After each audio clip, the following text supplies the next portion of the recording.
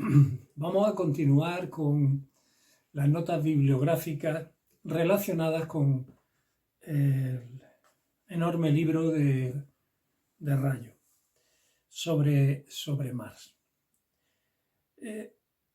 Otra de las cuestiones tiene que ver directamente con el capital.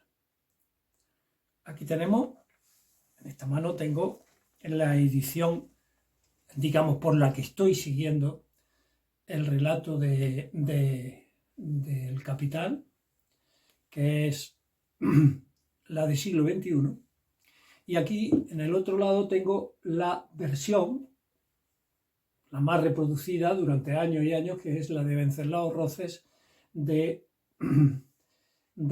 primer tomo del Capital de Marx.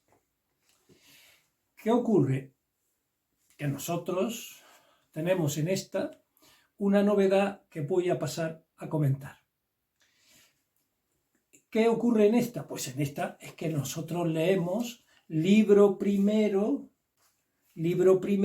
el proceso de producción del capital.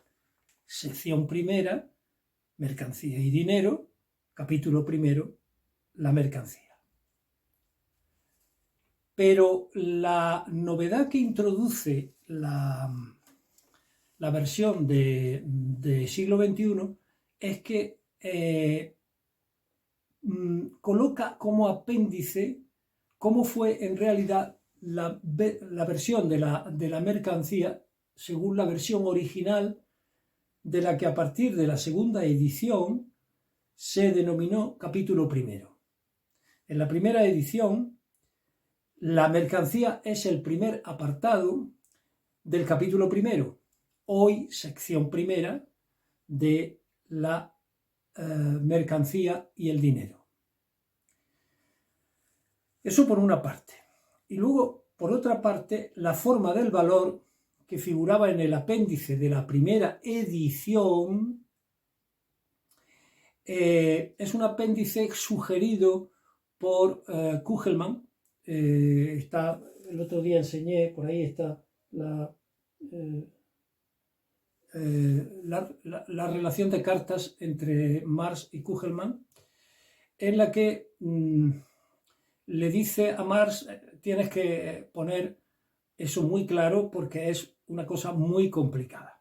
Y nuevamente aquí es donde tenemos, en este primer libro del Capital, en la edición, bueno, esto es que lo tengo, lo cubrí por el manoseo continuo de la obra de Marx, ¿no? del Capital, ¿no? Me estoy refiriendo a esta edición, ¿no? El libro primero del Capital, el volumen primero del Capital, que está aquí. Bien. ¿Qué queda de esa incorporación que hace Marx al Capital? Queda en las cartas. Lo que pasa es que las cartas nuevamente nos indican otro problema, y es que exactamente no se traducen de la misma manera en la carta.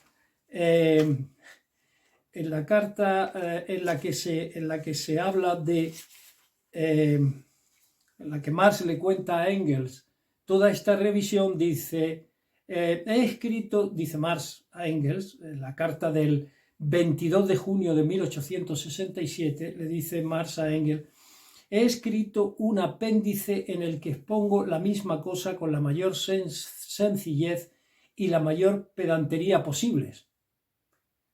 Tendría que ver esa contradicción. ¿Cómo se puede exponer?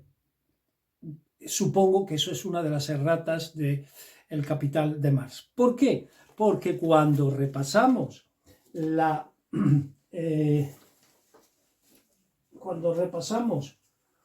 una edición de las cartas de Marx y Engels sobre el Capital, lo que dice es exactamente, de alguna manera, lo que se dice en la edición de las cartas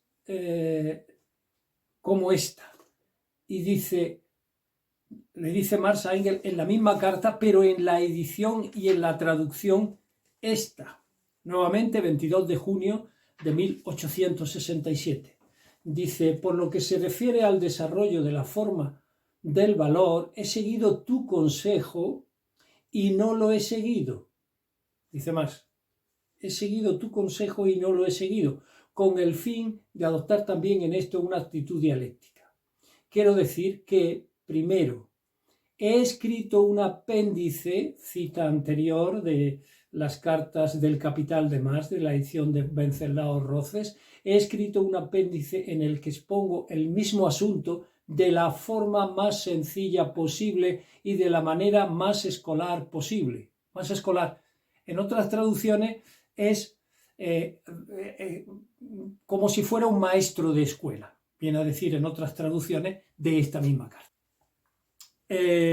Con lo que vemos la complejidad de todo esto, ¿no?